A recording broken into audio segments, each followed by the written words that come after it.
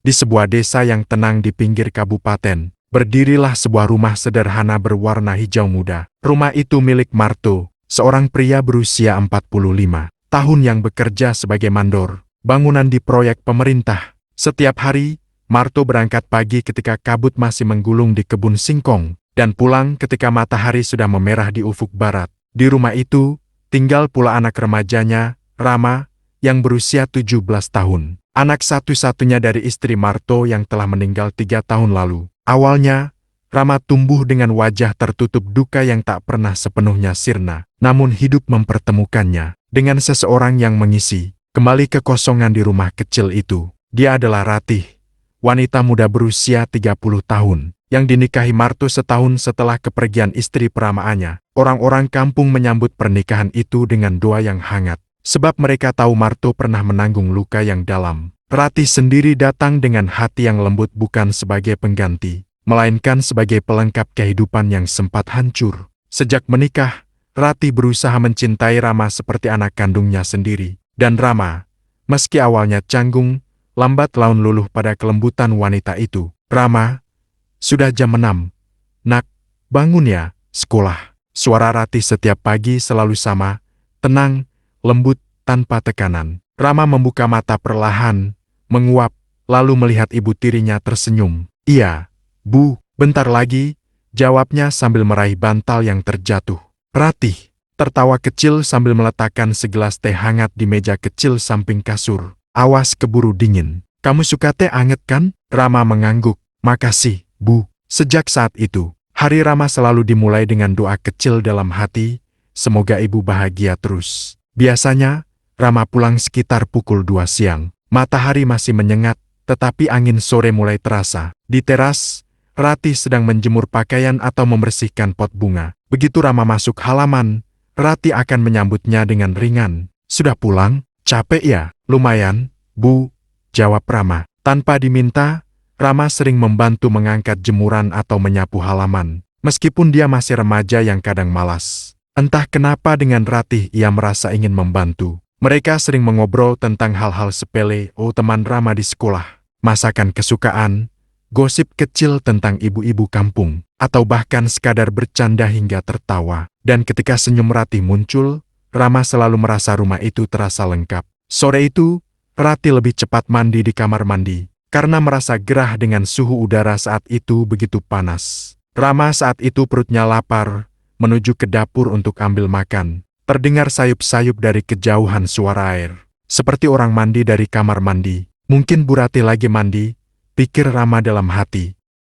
Rama pun melangkah perlahan menuju ke dapur. Namun jantungnya mau copot. Kaget, sontak terhenti langkahnya. Mata Rama melotot tak berkedip melihat pintu kamar mandi tidak tertutup rapat. Badannya Rama gemetar. Keringat dingin bercucuran, terdiam terpaku. Hanya bola matanya yang terasa mau keluar. Terlihat sosok Ratih yang lagi menyiramkan air dari rambutnya mengalir turun. Sekilas warna putih bersih semakin bercahaya. Rama, matanya tak berkedip sedikit pun. Pemandangan yang tak pernah terlihat sebelumnya. Matanya menyusuri lekukan bukit kembar yang besar dan padat yang tersiram air. Lalu jatuh turun ke kebun Ratih yang banyak rumput hitamnya, yang basah terkena siraman air. Perasaan Rama yang muncul dalam hati yang aneh.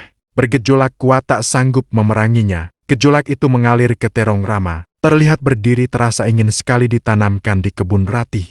Dipegangnya terong itu lalu dikeluarkan dari bungkusnya. Perlahan tangannya mengusap-usap terong yang terlihat kaku. Sambil mata Rama tertuju ke arah kebun Ratih yang subur, yang berdiri di depannya. Tak disadari Rama, Ratih menoleh ke pintu yang terbuka sedikit itu. Dilihat Rama berdiri di luar sana dengan tangan menggenggam terong. Rama yang berdiri tegak, seperti tak sadarkan diri hanya. Matanya fokus pada kebun Ratih.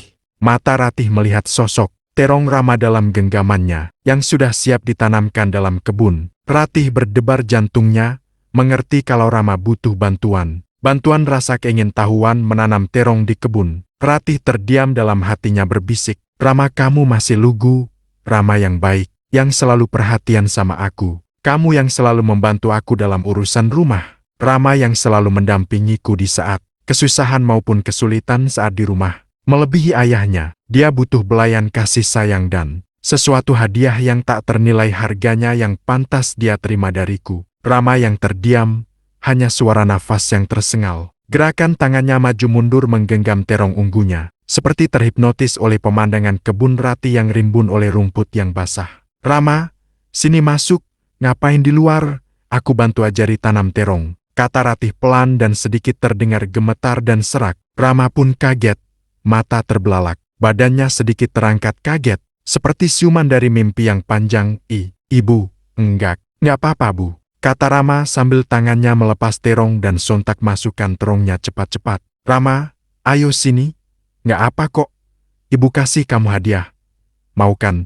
Ayo sini. Rama hanya terdiam berdiri terpana, sambil menelan ludah yang terasa kering. Badannya berkeringat dingin, wajahnya pucat. Jangan-jangan ibu marah, gerutu Rama dalam hati. Maafkan Rama bu. Nada Rama yang gemetar dan lirih dengan rasa takut yang sangat amat. Ratih melangkah perlahan mendekat ke Rama, tangannya meraih tangan Rama dengan lembut. Nggak apa, ayo sini, aku ikhlas kok buat kamu. Rama kan selalu berbuat baik dan sering membantu aku. Selalu ada kalau aku memerlukan bantuan. Ini hadiah untuk kamu ya, Rama. Nanti aku ajari, jangan khawatir.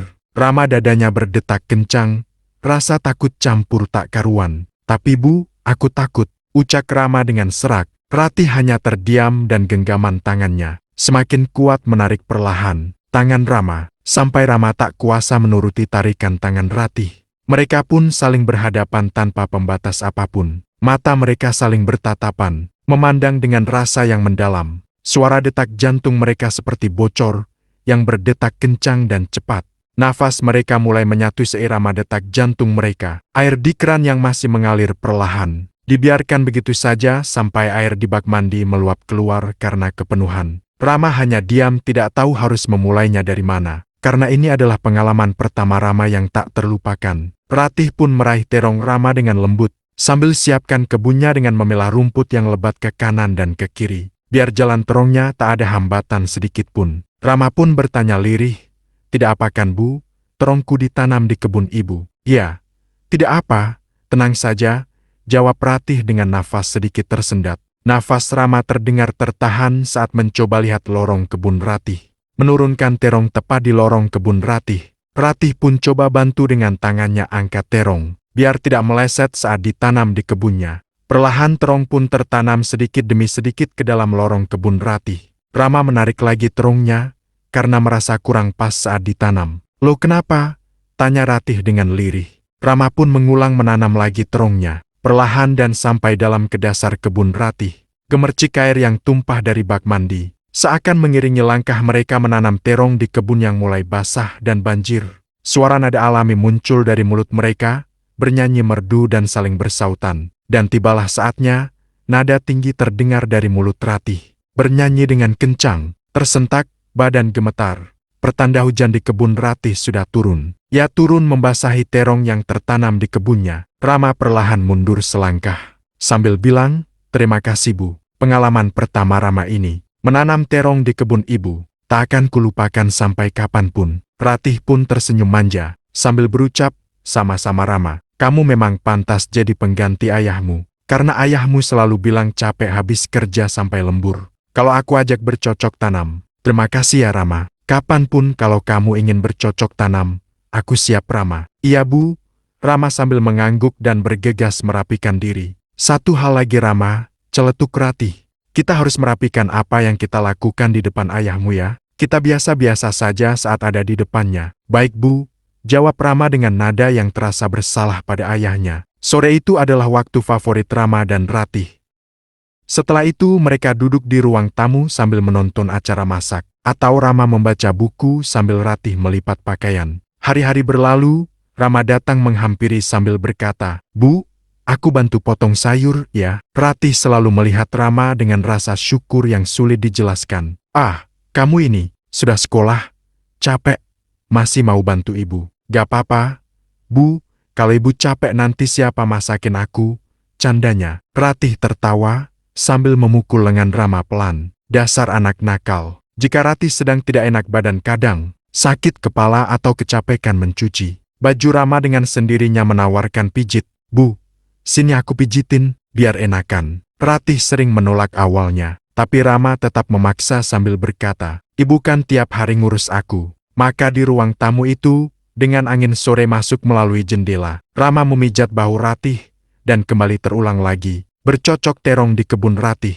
Mereka benar-benar sudah menyatukan perasaan dalam hatinya, dan dalam momen seperti itu, Ratih sering merasa, "Rama, kamu memang pengganti ayahmu yang selalu sibuk dengan kerjaan, dan merasa capek saat berada di rumah." Suatu siang, "Rama, ibu mau ke pasar. Mau ikut?" "Mau dong." Beberapa kali dalam seminggu mereka berboncengan naik motor ke pasar kecamatan. Rama yang menyetir, Ratih memegang tas belanja. Tangan satunya sambil bercanda memegang terong Rama. Rama tersenyum dan akhirnya mereka tertawa bersama. Tidak ada yang istimewa sebenarnya, namun perjalanan itu penuh kehangatan. Di jalan, mereka mengejar angin. Kadang Ratih memegang pinggang Rama jika jalanan bergelombang, dan Rama merasa tidak ada yang lebih aman dari pelukan ringan itu. Sesampainya di pasar, mereka berdua seperti tim kecil yang kompak. Rama membawa kantong belanja. Ratih memilih cabai, sayur, daging, dan sesekali membeli jajanan untuk Rama. "Beli cilok, Bu, kamu ya?"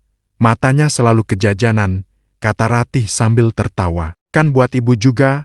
Rama membela diri. Setelah semua selesai, mereka kembali ke motor dengan tangan penuh kantung plastik. Namun hati mereka selalu terasa lebih ringan daripada beban belanjaan itu. Kadang proyek sedang ramai dan Martu harus pulang larut. Pada malam seperti itu, Rama dan Ratih makan berdua di meja makan. Rama sering memperhatikan betapa Ratih memastikan makanan tetap hangat untuk suaminya. Ada rindu di mata wanita itu, namun juga kesabaran dan rasa bersalah. "Bu, ibu capek ya?" Rama bertanya. "Sedikit, tapi kalau lihat kamu bantu ibu kayak gini, rasanya semua jadi ringan." Rama tersenyum dan menunduk. "Aku senang kalau bisa bantu. Ada hening yang hangat, ada cinta keluarga yang tak perlu diucapkan keras-keras." Semua berjalan dengan baik-baik saja, mengalir bagai air di keran yang lama-kelamaan memenuhi bak mandi. Hanya rasa bersalah dan dosa, namun itu tak dihiraukan. Tetap berjalan dengan apa adanya karena suatu kebutuhan yang terabaikan.